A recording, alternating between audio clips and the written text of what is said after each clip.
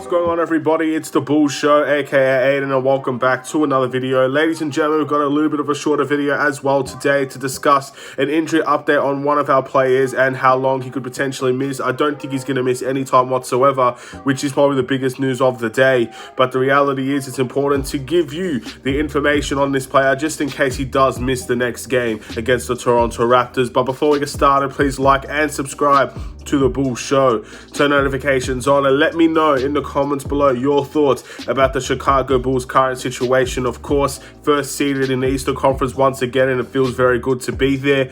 But obviously this game against Toronto could provide a very big threat to our first Eastern Conference, ranking in the NBA, which is something we always want to keep. And this news could potentially be helpful if he does play. But if he does miss a game, I honestly can't really complain too much.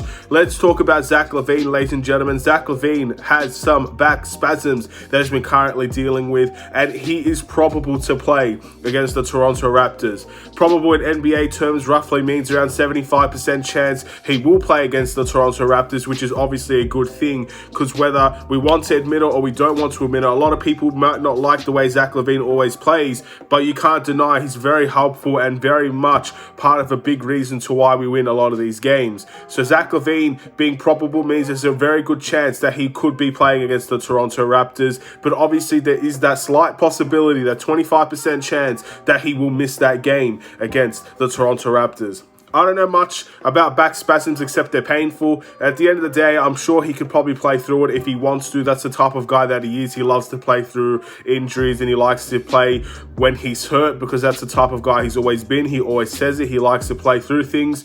But if he does miss the occasional game, if he does miss this Toronto Raptors game, I can't say that I can really blame him or the team for trying to keep him safe. Obviously, the last injury kept him out for quite a few number of games, and that's something we don't want to see a repeat of. So anything worse than a back spasm could send him out for a couple of weeks. I always lean on the side of caution, so if he doesn't play, once again, I can't blame the team for doing that. But if he does play, I expect to see the absolute best out of Zach Lavine, as we have a really tough fight in the next few hours against the Toronto Raptors. He's a big, important part to the team. He always has been, and he probably always will be in terms of this season, and he's very valuable to what we can provide offensively and defensively when he's on game and he's ready to play. So let's just wait and see, ladies and gentlemen, what the Chicago Bulls decide to do. Let's see what Zach Lavine decides to do, and let's see if this situation can get resolved, even if it's not against the Toronto Raptors in the next game against the Indiana Pacers as well.